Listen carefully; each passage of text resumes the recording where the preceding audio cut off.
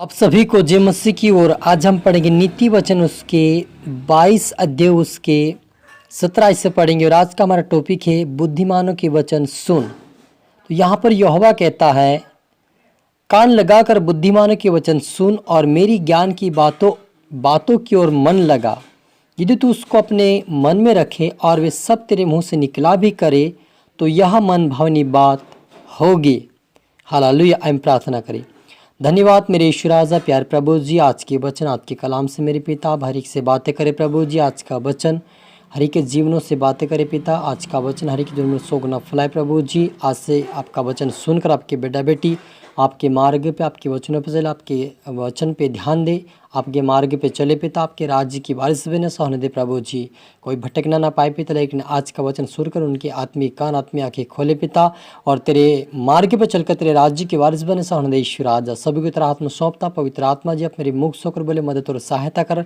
ये प्रार्थना दुआ यीशु तेरे मीठे मधुर नाम से मांगते हैं, आमीन। तो मेरे अजीजों, यहाँ पर हमने पढ़ा नीति वचन 22 अध्याय उसकी 17वीं आयत से पढ़ा कि परमेश्वर यहोवा यहाँ पर कहता है, सुलेमान जो लिखता परमेश्वर का वचन कि कान लगाकर बुद्धिमानों के वचन सुन, मेरी ज्ञान की बातों की ओर मन लगा। यदि तू उसको अपने मन में रखे और वे सब तेरे मुंह से निकला भी करे तो यह मन भावनी बात होगी।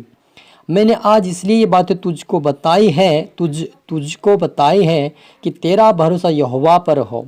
मैं बहुत दिनों से तेरे हित के उपदेश और ज्ञान की बातें लिखता आया हूँ कि मैं तुझे सत्य वचनों का निश्चय करा दूँ, जिससे तुझे काम में लगाए उनको तू सच्चा उत्तर दे सके। जिससे जो तुझे काम में लगाए उनको तू सच्चा उत्तर दे सके। हालेलुया। मेरा जी, जो यहाँ पर परमेश्वर यहोवा कहता है कि मेरा जो वचन उसको तू सुन और मेरी बातों पे मन लगा और अपने हृदय में रख छोड़। और यदि तू अपने मन में रखे और वे तेरे मुंह से निकला भी करे तो यह मन भावनी बात होगी। और ये बात मैंने इसलिए बताई ताकि तुझको बताई है कि तेरा भरोसा यहोवा पर हो।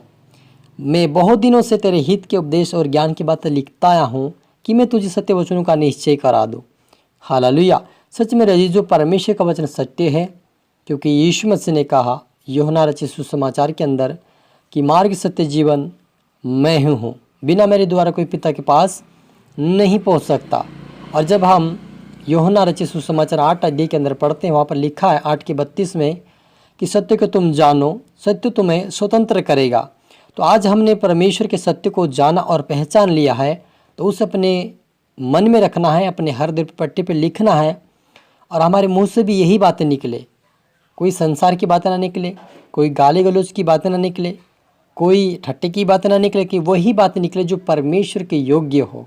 यानी हमारे मुंह से परमेश्वर के वचन ही निकले, ताकि परमेश्वर उस बात को जो हम बोले उसको सुनकर आशीषित, उसके हमारे द्वारा परमेश्वर के लोग आशीषित हो, ऐसे शब्द निकले। और परमेश्वर भी हमारे मुख से निकले वचन के द्वारा खुश हो और सुने, और परमेश्वर आशीषित करे हमें, क्योंकि वो सत्य को निश्चय इसलिए करा रहा था कि हम उसके मार्ग पे चले।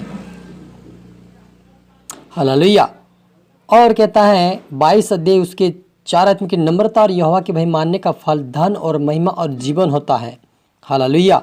हमने पढ़ा नीति वचन 22 के 4 में कि नम्रता और यहोवा के भय मानने का फल धन महिमा और जीवन होता है। हालेलुया। मेरा जो यहोवा का भय मानने का, जो नम्रता यहोवा के भय मानने का फल होता है, वो धन महिमा जीवन 3 प्रकार का होता है। यदि हम उसके वचनों का पालन करेंगे, आज्ञाकारिता में चलेंगे, तो परमेश्वर हमें नया जीवन स्वर्गीय राज्य में देगा।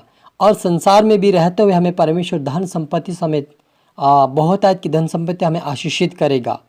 हालेलुया। इसलिए हमें परमेश्वर के मार्ग पर चले, उसके वचनों पर चले, ताकि हम भटके ना रहे, लेकिन परमेश्वर के मार्ग पर चलकर उसके राज्य के वारिस बने और आशीष पाए। क्योंकि हम देखते हैं कि जो आयुब था वो खरा था, ईमानदार था, वफादार था, परमेश्वर के मार्ग पर चलने वाला था, और वो धनी था। यूरोप के अंदर यानी कि इजराइल देश के अंदर भी सबसे बड़ा धनी वही व्यक्ति था, आयुब। और आयुब वो ऐसा व्यक्ति था जो परमेश्वर की इच्छा पे और उसकी आज्ञा पर चलने वाला व्यक्ति था। उसको परमेश्वर ने आशीषित किया, लेकिन उसके विरोध में शैतान चुगली खाकर उसको बर्बाद कर दिया। लेकिन फिर भी आयुब जो था उसके अंदर विश्वास बना था, यहोवा के ऊपर भरोसा था कि यदि मेरा यहोवा मुझे दिया है और ले लिया है तो उसका दिया हुआ भाग था, ले लिया है, खुशी है, और वो दे सकता, उसके अंदर विश्वास था। और कुछ सालों के बाद कुछ सालों के बाद परमेश्वर ने उसे वो आशीष दुगनी करके लुटा दिया और उसके जो बच्चे मारे गए थे वो भी परमेश्वर ने वापस उसको दे दिया।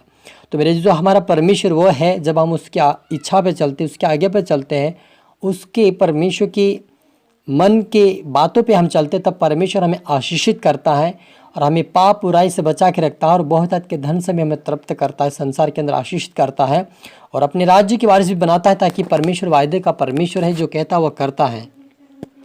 परमेश्वर यहोवा ने यूसुफ को 17 वर्ष की उम्र में बताया था कि उसके भाई उसके अधीन रहेंगे। वो खेत में पुले बांध रहे हैं और उसका यूसुफ का पुला खड़ा है, भाइयों का दंडवत कर रहे हैं। इस बात को उन्होंने परमेश्वर ने पहले 17 वर्ष की उम्र में दिखाया और जब 27, 28, 29 में जब पहुंचा तब उस वचन को परमेश्वर ने पूरा किया।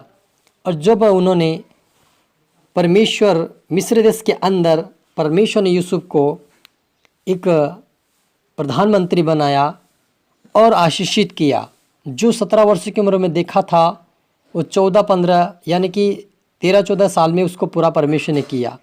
तो आपको भी परमेश्वर यदि कोई दर्शन दिया है तो उसे पूरा करेगा परमेश्वर, लेकिन उसके लिए समय रखा है।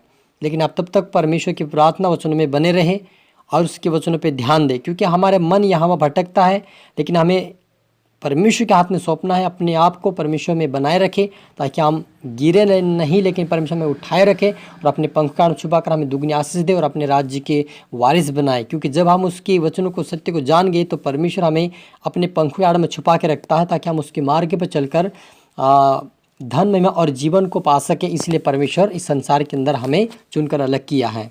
हालेलुया। हम प्रार्थना करें। धन्यवाद मेरे ईश्वर राजा, प्यारे परमेश्वर पिता, आपने कहा यदि तू उसको अपने मन में रखे और सब तेरे मुंह से निकला भी करे मन भावनी बातें हैं और मैं तुम्हें आशीषित करूंगा। सच मेरे परमेश्वर पिता, जितना आपकी बेटा बेटी देख रहे सुन रहे आज का वचन, वो आशीषित होने पाए तेरे मार्ग पे, तेरे वचनों पर चलकर तेरे राज्य की वारिस बने, कोई भटकना ना पाए। लेकिन आज से प्रभु तेरे सत्य तेरे मार्ग पर चलकर तेरे राज्य की वारिस बने पिता, और आपकी नम्रता आपकी बही में चले पिता, और उसका जो फल है धन में और जीवन वो प्राप्त करते हुए तेरे राज्य की वारिस बने। सहना हरि को बना मेरे ईश्वर राजा। सभी को तेरा हाथ में सौंपते, प्रार्थना सुना आशीष किया। धन्यवाद। ये प्रार्थना दुआ यीशु तेरे मीठे मधुर नाम से मांगते हैं, आमीन। तो मेरे जीजू में आशा करता है इस वचन से प्रभु आपसे बातें किया होगा। आप इसको दोबारा सुने, लाइक करें, शेयर करें, सब्सक्राइब करें, ताकि प्रभु आपको दुगनी आशीष दे। और आप सभी को फिर से मेरे तरफ से गॉड ब्लेस यू ऑल।